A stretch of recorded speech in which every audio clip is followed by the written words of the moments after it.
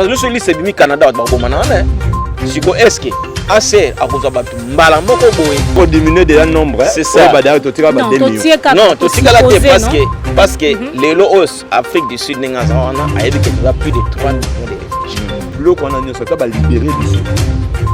Il y a quand même une solution. Africains aux réfugiés en Afrique du Sud en comme installation de nos pays au Banon à Guinée. Faut le talaka nana mona 14.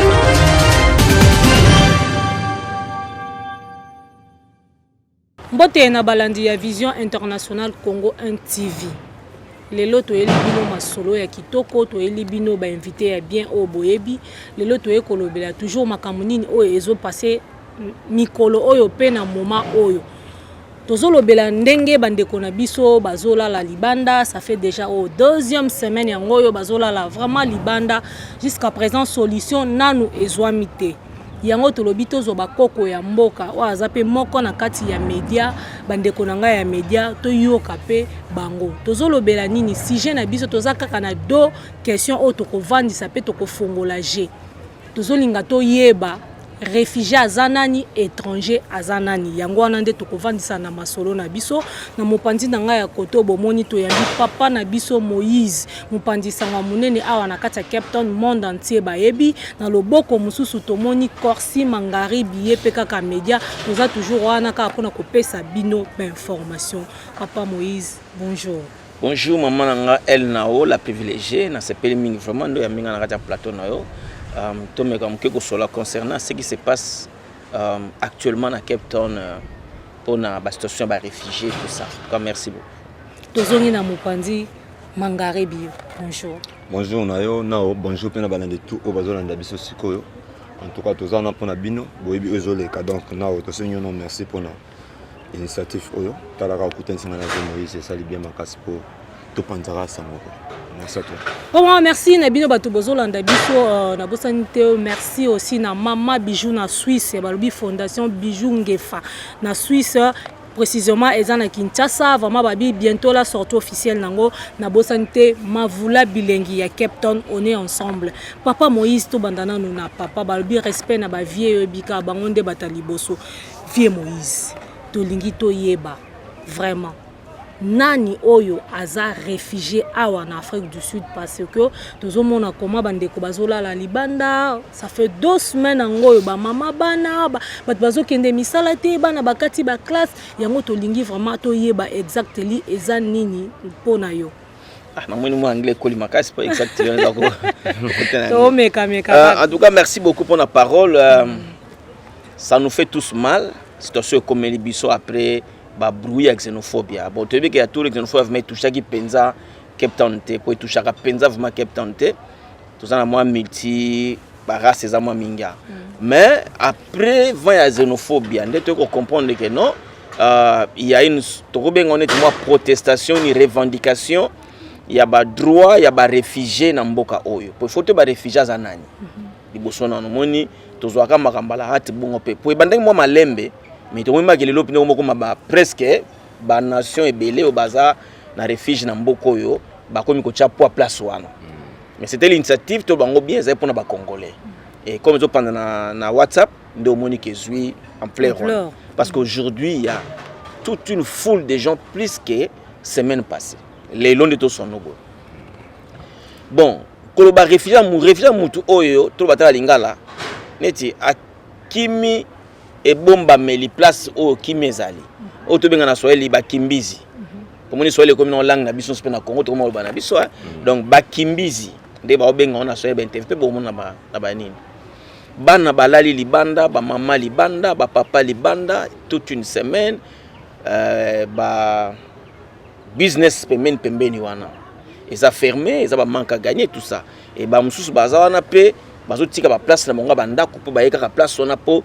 solution ezwama mais na kati on a photo ba bien il y a des réfugiés oui au ba il y a des gens qui ont demandé l'asile au en Afrique du Sud andimi bangote il y a des gens qui sont reconnus comme étant réfugiés en Afrique du Sud il y a des gens oyo bazana na processus ya kolongwa na niveau ya refuge ba kuma ba résident ba musu ba koma payer ba résident yango tokosenga peut-être la prochaine émission temba batu oyo musuba balimbola bien soki lelo chance ezwami ya rapatriement soki ekokena na procédure nini parce que asera yebi ke solongwa okoma résident soki obimso ndenge nini asera yebi kazana bateau basala maison de réfugiés na mboko abima ndenge nini asera yebi kazana bateau bana bana na basi na mboko 5 6 7 8 9 10 11 doko papa Moïse ye moko akobima ndenge nini tona batu oyo pe baya abwaki ngunda me bandimi nanu te akobima ndenge nini akokende pe wapi tutuna ba question wana na minoka batu lelo tokende Canada tokende peut-être pas ipo mutako na ebité asera zana ba place na Afrika na Zimbabwe na Namibie na Uganda na Kenya na Rwanda na ba Guinée na ba Rwanda mamboke ben Afrique. Est-ce que à cause de mbala moko boy yimo kende Canada bona boy et puis ce Canada on va peut-être que n'en a besoin 100 personnes asera ko imposer été faut te beloko wana alors le reste ça va tona ba kokende wapi bana musuba tanga ba en Afrique du Sud donc à tiki classe à qui on se réfugié na kamo ba natanda ki New Zealand et ça va problème oyo photo eba ndenge nini e kokenda jusque là réponse vraiment valable à Afrique du Sud. Non, mais les gens dorment à l'extérieur. Il n'y a pas des installations. Et à côté, il y a des business des gens. C'est une bonne procédure. On a encouragé. Mais selon Nayebeli, ça prendra du temps. Mais papa Moïse, ça prendra du temps, ce qui est un camp exceptionnel. Mais pour le moment, il y a un cadre de xénophobie. Parce que tant que tu as une xénophobie, tu as une xénophobie. Exemple, preuve que moi, il y a 10 mois, Sud-Africain a tué Mbeli na 4 awa. To yebite alingaka violé, alingaka bomaye, on ne sait pas ça qui n'a fait. Et alors, tant que commis dans moment où est-ce que et na processus ou bien n'est commis na cas où bakoluka bal déplacer d'abord batu bazala na nous save parce que oh batu bazo singa bazana posa bazala save. Moutinho son a besoin à la save na vie. Moi-même je vis à Cape Town il y a des actes, il y a violence, il y a barbarie. Mais to le baka te ke bandaka na mbeli. Déjà tant que ça ba parole ja pas ya moto. Tu peux faire moi keba parce que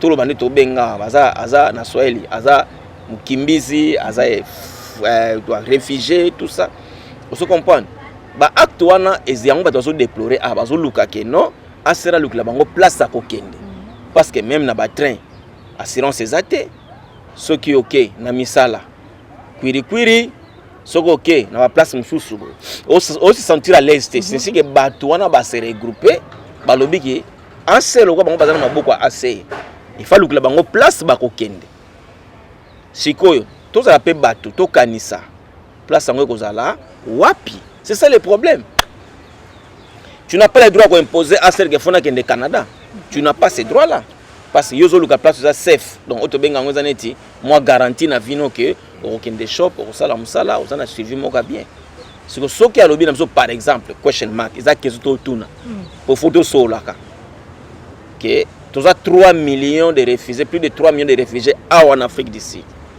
Bientôt, dans l'information en Australie, réfugiés. Ils ont dit qu'ils n'en ont assez. Il faut que ce soit la ce comprendre.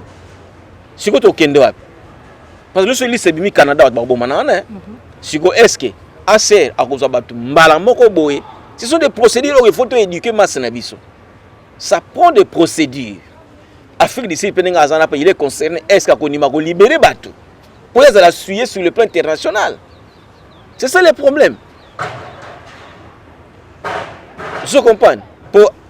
Donc jusqu'à preuve de compter Barotuna, Bolingi Bobimapona, Nini. Parce que jusque-là, il y a des gens qui travaillent, mais sont des réfugiés. Tout la vérité, ils travaillent.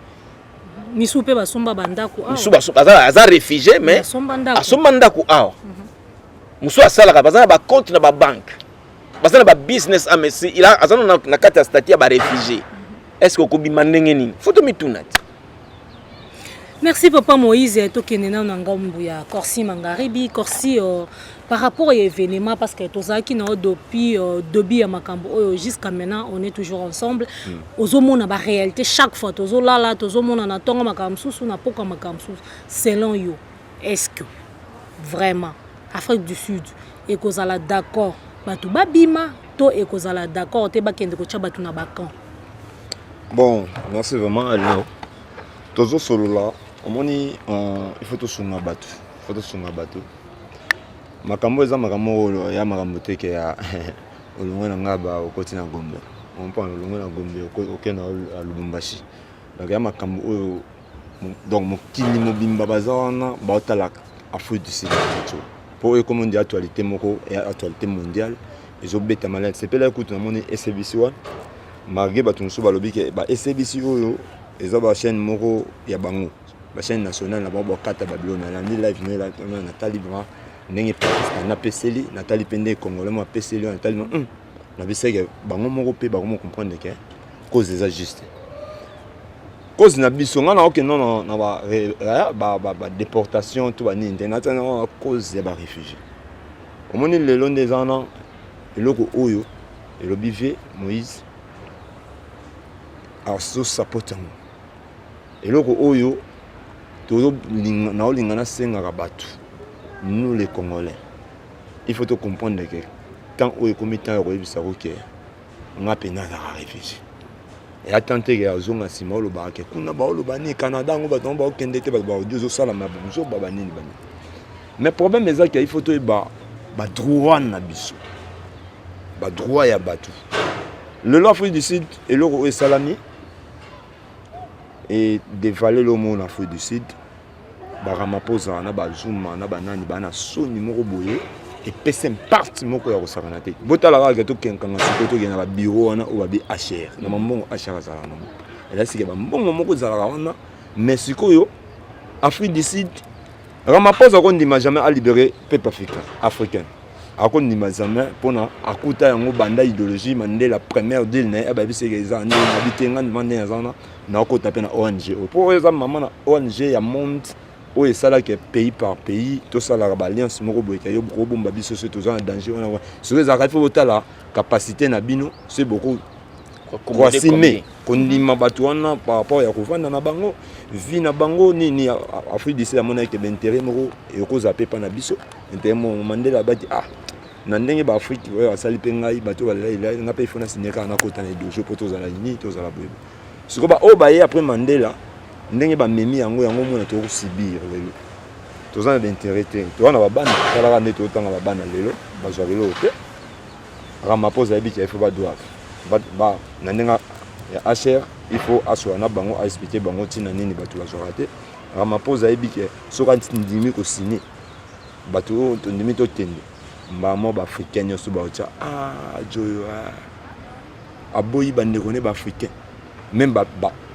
koko mo Mandela tika bisa ngana ke ne na kufi boye yo serve aka bande ko wana obayaki siko koko wana benga Ramaphosa ese ndenge nini yo okosa donc akondima jamais a signé que ba réfugié ba Kenya akobima arondima te parce que intérêt ya ba réfugié ezali ba profita kana ba intérêt ya ba réfugié soki to landi bien te akondima te na ba parenthèse ça par rapport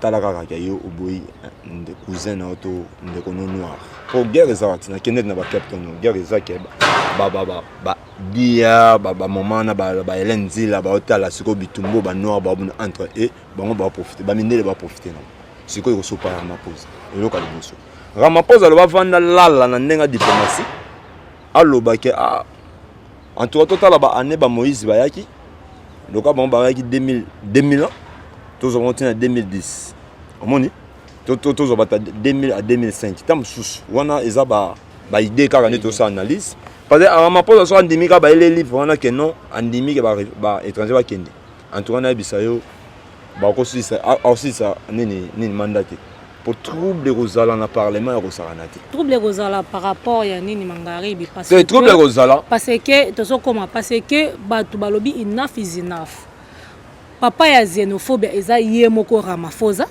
yende mutasala ki ete ba makambo alobi bien alobaki bien na discours na bino ba kwerekwe boya bozoya kozwa ba misala na biso je ne sais pas ba foreign ya bazanani parce que tant azolo ba foreign aotala loposo moindo tandis que le blanc bangondi baza ba vrai réfugié le blanc de bazo use bango na kata mboka oyo le blanc de bazo samamba mabe na mboko mais bango batiki ba mindele bakomi kolanda loposo na bango yango moni ke makambo oyo yango ba se révolter balobi enough is enough photo ya awa na aser parce que aser eza ndaku ya ba réfugié ba yena ndaku ya mutu te aser eza ndaku ya ba réfugié ba yena ndaku na bango ndaku epesa bango solution et alors Ramaphosa bakoboya par rapport à quoi ceux qui bozo tcha bato à l'aise est-ce que boza payer akoboya tina suka je te non si nazo exprimer à toi analyse akoboya tina suka te il faut aboya ngo politiquement akotsa ba virgule pour ça te ka boyi vraiment pour so aboyi ka bato akende HR ndazana HR eloko salami oyo na ebisa bato o bazo ebisa bato o ba mona ba o ba ba fu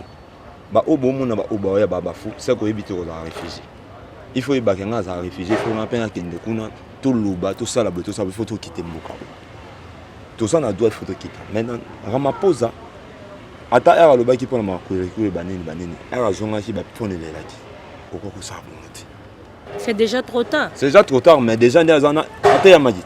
La minute, on est à avant de placer, au moins, le peuple sud-africain, bah c'est là bas bouka ba tchaba ba chaîne na ba kingo bomba ba tout mais gouvernement sud-africain na ben terreau ba ebinde mboka na to ngami bana mandela to suka ebike biso ebike ba réfugié na ba to nimboka o wana la gouvernement ba e ba na ba stress ba parlementaire bana ba ba ke eloko oyo eluki la biso a problème to kinde ba réfugié ba libérer bango ne ka faire le wana ke non il faut ba suko o kinde wapi mutu moko boye o la lo la mukike pour Canada bien oui. Ils ont peu trouble Canada on puis on a quand j'espère. Non, ils ont les carbongotés. On a des informations et les carbongotés pour le na kati vraiment de konangate et les carbongotés. Réfugiés aux en droit ont imposé place au Kennedy. Donc on va senga aide. Tu peux d'exemple boye que ceux qui neti Australie. Dernièrement tout tumba bakamba réfugiés. Et sont assurés que ba réfugiés pour le moment. Donc, et ça, en anglais, deal. Donc, il faut assurer qu'on a négocié, par exemple, au Canada. Canada, bon, en tout cas, on a accommodé 1000 personnes. Mais tu as plus de 3 millions de réfugiés en Afrique du Sud. Oui, c'est quel ok, wapi. Si tu as 2 millions 900 de wapi. TV, en tout cas, 2 millions 900 nous compter, il faut que masse un peu de ballon à la bande de réfugiés. Bon, il y a un autre chose qui est comment on va il y a une place à Zofan, déjà à étudier. Au moins, nous avons besoin de sur Yokanayo. Autant ba défendre nayo na habité moi ce soir la congolaise toni et à musuzu abota na déjà en Afrique du Sud akoma kutuye akoma lobana kikosa et vous avez ba makambo oyo afashe le abiso papa na kutuba na koma de amto avana ba western cape kuna ils ont ça makambo makwelekwe ane makwelekwe donc il faut diminuer déjà nombre c'est ça ba d'ailleurs to tira ba 2 millions non to tikala te parce que les lois Afrique du Sud n'engazana a ébi que tu as plus de 3 millions de réfugiés. Aux statistiques assez répétées. Est-ce que biso ba réfugiés to ébi nombre to za la juste? Mais normalement bon on a bien dit plus de 3 millions au moins au Bazali. Ce qu'on a 4 à 3 millions c'est pas tout le monde à sa réfugié. Il y a des celles-là au baya ba côté ba pesi bazil mais ti no ba répondre ba ngote ba bien ba 1 mois, 3 mois, 6 mois. Et ça n'a pas pesa ba ça au réfugiés reconnus. Sigo il faut que tu tournes à ce rapatrier nani c'est ça le problème et ça sont na bateau bana ba dossier na bango eza individuel ndenge to côté là to par exemple neti mutazaki chauffeur à Kabila Félix Akoti o ba kota bazaki ba mouvance ya Mobutu sérieux wana bango bana baka mususu ezalo kwa ngai te na oti natali guerre bandaki to pakati mbango 20 30 komi abo kimi guerre famille banite bazio na assez mais ça na bateau baza ba réfugié ba ibamaki bango penza il faut bazala ba réfugié mona ya ministre ya mona ya ex garde corps Mobutu azana kamu ya statut na yote mais boza ba réfugié vous comprenez ba biloko wana se faut totala rango et puis assez soit lingo bana rapatrier bateau à Kosenga Canada, Kosenga États-Unis, à Kosenga France, Suède, Suisse. Si ça a besoin de 300 personnes. Vous avez droit à 300 personnes. Non. Quand on a besoin de ba famille. Obana bana mi balé, bana bango de bateau na ker na bango liboso. Et puis au Malelo bien. Tu es dans les bons. Et puis au Malobité. pour salaka bato misusu baza foutaka même taxe hein? Foutaka ba taxe banini on va vous donner peut-être 2 ans bobongamaka déjà on a carotte qui m'a montré bon installation na peut-être ba na Guinée il faut totalaka na mwana 14 ans to gagne installation moko be 3 ans mwana comme na 17 ans 18 face ça diplôme ta métrique hein? Donc robomaka vie à moi na pour faut que ne Canada ça point d'interrogation. Je comprends. Donc, il faut total et puis, Afrique d'ici d'ailleurs, des papa lobby, c'est impossible andima que ba réfugié babima. Total la décret ma comme des allés. Ba robandaka ko potanatite baza bien ba repesa mikanda bona boy. Ngaza ba na bande ko na 97 je crois. Ils ont donné le papier ba pesa ba passeport na bato sud-africaine mais d'origine congolaise. Je comprends. Afrique d'Afrique pourquoi pas to benga na to solo là? To pesa bango mikanda ni ba pesa ba bona. Ba benga ni yote mais ba pesa 2 ans mo boko bimoko kota soke silo ye. Na mama eloko na lobi venga na lobi ke non tous les réfugiés ba ota la biso o ba yoka message o elle na wa biso. Ba bango ke biso ba o bazawana ba yeteka pona cause. Soki ba yeka pona cause amikili c'est que tam susu to ba nota baba. Parce que il faut oyo ba ke cause que je suis pas respecté na mboka oyo. Cause museza na mikana ba pesi ba cause que na 2020 awa ba misale ko salate mutotanga te mutodo vimba la moko donc ya kraka moko boye vie baby. Sikoyo batu ba ye wana il faut battre na ba accent nyonso tout. Ba kene to yebi to na raison oyo pour ce ne to sali boye batan ba ko tsana c'est pas minute on a mon ndé ba policier ko to ndé ba bomi bulo ba ko kangate. Te ba kaunde nini parce que cause ba réfugié bazo senga eza normal. Il y a l'insécurité na mboka oyo pour na ba réfugié.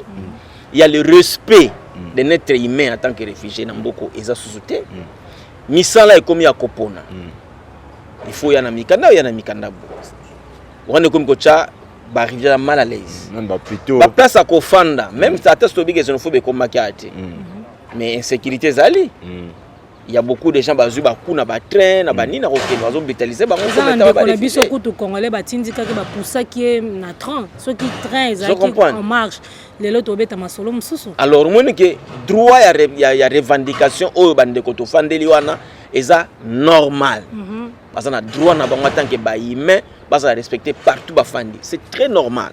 Papa Moïse nakati ote par rapport ya nino lobito lobelana no siko ndenge ba business ya bato ezawana ndenge bazo salate wenze oya oto bengaka wenze bikeko green market bazo salate ba shop nyonso ekangami na ba aser couloir wana mobimba bazo salate solution ezani ni pona bango parce que bazo complaining bazo sala business na bango te fo futa taxe fo ba futa loyer fo ba sala mambo bakoko sa mais bato ba ekotonda balingi même pas ko bouger bazo pesa même pas espace que bato bakota na ba shop na bango okolo banini ni pona. Bon normalement eza ba manque à gagner parce que ndenge so yebela ki fali immeuble mbimaneza ya assez. Vi munene assez na monde fallait immeuble mbimaneza ya assez. Mais on s'étonne que assez la foot la bureau. Oh, a foutre la rande à son bureau. Chama. C'est ça le problème. Si go na sewana, tout ça on a ba image. Ndé qu'on a besoin malien zolela, ndé qu'on a besoin nigérien, congolais, somalais, bazana ba shop na bazolela. Parce que banani ba ko futa donc loyer, moi mobimba oyé au moins 2 semaines à ça les locomotives. Même pas un franc. Tu évites ce qui on doit refuta bango n'est-ce pas? Normalement qui bango na ba côte. Normalement ils amboka loi. Bazana ba avocat na bango zamboka loi, bana ba voyal ko neti na bamboka msuste. Et zamboka ya loi, bana ba avocat na bango, il faut bala non parce que c'est presque au moins 2 semaines ko za bango wana ba tekelo côté et j'espère que place on a loi na fait la ezamo mutu ezaka bisoté. Donc en tout cas normalement tozwa ki ba on interview ba to Rolandango.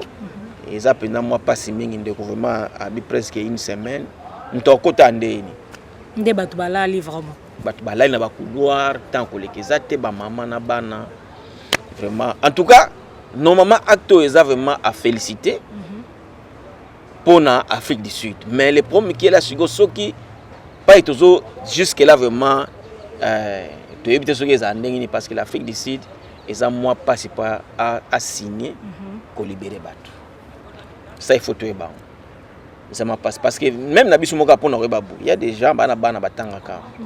bana bandi université a eza na bato basalaka bazali awa eza na bato baréfugie babala basud-africain bazali awa eza na bato bana na bakoko ya bacongolais sud-africain bazali awa eza ndeni Afrique dans ndima Kanté ya photo bango et puis azana Kanté na deal na ye asigna Kanté donc après ça temps bon ndé to bandaka ndé to yebaka ka bozala bosangana siko to so ba ko statut ngo pendenge il faut peut pesa rapé misala makasi na ba groupe na biso ba association ya ba communauté congolais ba meka muke ko expliquer batu au juste vous comprenez bon celui là bon ça va pour mes athées il te donne le papier après si passeport ne va pas se dans son ancêtre na ba jobur ba non même kinto yebi bazonga ba bimaka soki ba pesi ba tu mikanda bon siko toza to lo bandenge ni tant to lo bandenge réponse ezali wana ekoma danga ngo répondre na zanga batu wana a poser question et comment face pendant minute on est en batu bazole batu musu ba olela ke akoka ko kendete azonga atourner Afrique d'ici, basal poste mol moko boy eza sur place. Bakandi batu sur place. Donc bo bouger te pas ebike. Batu na pesi bango ba pile o so na pesi bango ba statut, ba ozana procédure à résidence, ba ozana procédure à ID. Siko so na lobi na bana opesa bango ba papier, batu wana ba bouger. Pour ID na bango na ba Samsung benganga de azana Bordeaux, il y a des gens au ba voyager na ba ba mikili. Afrique d'ici, so communication na libérant trop. Bato ba okende lokola za ko sabilo ko wana quand neto lo bato encourager démarche oyo ya bande ko wana to lo kateto sala audio ya rufinga bango il faut to bete vraiment maboko parce que il y a des Moïse na ba vie auto vivre moto mo pa robima même a sauver pe bato mususu ndeto mona ki na Nigeria ndenge batinda ki ba visa ki président ezaki mutambongo moko boya bima kaka Moïse le lo neto zo to téléphone ya ba bozonga te mais to reconnaître bino bato zo ngunda derrière 3 mois beaucoup mata aux sarent et ça ba tebe ba beta ba shit pondé za tout ça ba ni sala makasi parce que on se retrouve pas batunde bazana ngana ebiso de histoire ve ngana otanga komona après mission premier mois kaka ba ki on m'a fait passer 1 mois tout ça en émission deuxième mois ba passer 9 mois après 9 mois ba ebiso ke ba benga ngai korsi mangaribi ba checker vraiment mission so ya souvent za bodyguard ya Olive Lembe pour faire 10 ans mamiki. Mais déjà, il y a déjà comme moi 300 €. C'est qui? Est-ce que vous comprenez que nous avons un stress dans le temps à vie au pénal, on a fini et banane. Venez, il faut la finir, il faut le mbokana, basaka na biso trop tard avant des places à 17 ans. Mais le long on ramena biso na momi na ngana minute j'étais là Isabou. Donc et mboka mo bisiko HR. RAI a commencé à place il faut pas comme dans la côte ya makambo autobia bandako wana ba kona ba côte déjà ba pesa ba analyse siko nini ka place wana no botaki on point pas office wana ba ko s'expliquer ndeni bato ya ba statut ya ba appui les belé boui bo pesa sous ba statut ba ko expliquer nini siko ba bloc wana nyo ça ta ba libérer bisoté. Mais quand même, pas de solution. Africain, on a réfugié en Afrique du Sud, à comme la vie mususu. À comme maintenant, le colo umeli, joie, mukanda nongo. Ozata mo mukanda, okomo beta moi tout, moi nini magie. Ozomo no mo azati na Afrique du Sud qui poto 2 ans au qui mususu. Mutaya Afrique du Sud boy akangi je kangana. Akangi je. C'est quoi ça là qui bato ba quand on dit que ya yo linga Afrique du Sud nini, to so ba biloko. Yo mata la yo mané ozana il faut. Ngabité biso Jésus. Si vous comprenez que Jésus est la raison de la bateau de vendre des places dans les bandes, il faut tous en right. Donc, vous voyez comment il y a droit à réfugié. Respecter les réfugiés. Il y a des réfugiés, il y a des Niamate, il y a des Internet, il y a des poteaux, mais il y a des Jésus, parce que tu as des Jésus. Vraiment merci, nous sommes presque à la fin de notre tranche. J'espère que Bolandi biso vraiment mingi na onyon sotolobi na pesi lisusu mbote na ngai na mama bijou na Suisse, mama bijou ngefa na Suisse, na fondation na e bijou ngefa na Suisse. Oyo eza na Kinshasa vraiment bientôt la sortie officielle ko salama le 30 octobre oyo eko salama na ba Kinshasa. Félicitations à toi maman, ba gros bisous, on est toujours ensemble. Na bosanité papi mavula bilengi ya Town oza toujours na Cape Town bino nyonso tolingaka bino mingi na bosanité mama Adèle Yonde Kashala balobi mama azana mikili na fondation na Adèle Yonde na pesi bino bambote ebele na pesi lisusu merci na papa Moïse oya vraiment azui temps na ye pona ko pona koya esika oyo esika ndeko na ngai Corsi Mangaribi. Vraiment papa Moïse, nous sommes presque à la fin, juste un mot et puis bambote na opesi na nani poto komina suka ya émission na biso. Vraiment merci beaucoup maman na biso elle na la privilégiée Congo Vision International Vision International Congo NTV. Merci beaucoup vraiment et merci beaucoup na Corsi Mangaribi pesa makambo TV.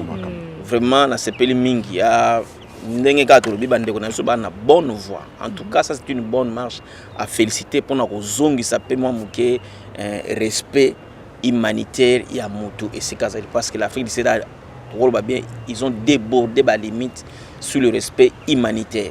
Donc en tant qu'humain vraiment en tout cas et comment qui m'a débordé muke bamboka na sopeto pe na ba réfugiés na ba Congo moi je savais qu'on payait des Rwandais de $250 na Congo ils étaient respectés.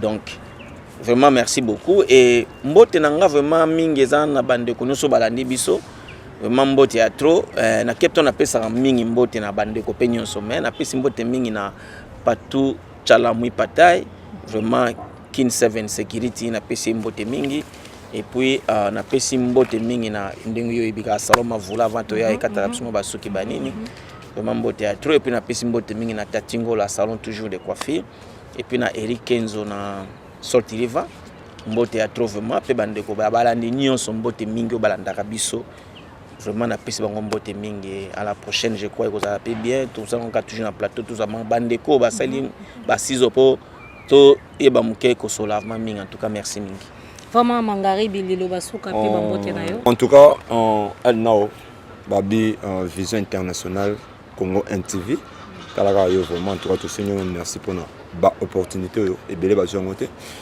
na pesi mbote na batuto balinga ngai na pesi na mbote non n'est pas fait na Moïse talaka RDC champion eloko makasi to s'abonner toujours eza ba site na bino ya mboka na bino ya Cape Town nga vraiment na Cape Town na sala nga passe na ko boka mabanga te po bato na otala bisoti batala biso ka likolo na Cape Town tozo ba critique ayoki ka titre alekisi abeni mamoko yoka petiana sala vi otalaki est-ce que qui va na date ati mais so yoki ya kuna obi nataki miso ma petit mobo kuna yango moninga na Cape Town na ba mimi on fait na nganzoko mbangu pichu talaka autorité morale yo yebive pichu bay pesa pe maman Suzy Mbote Belé na pesi Mbote Pata Mkar le fils 25e commune ya ville Kinshasa na Paris yo yebika ba adopter yango na zolève na président lobi maka ba adopter yango 25e commune na sira ba o bazozela bozela ngal susuko.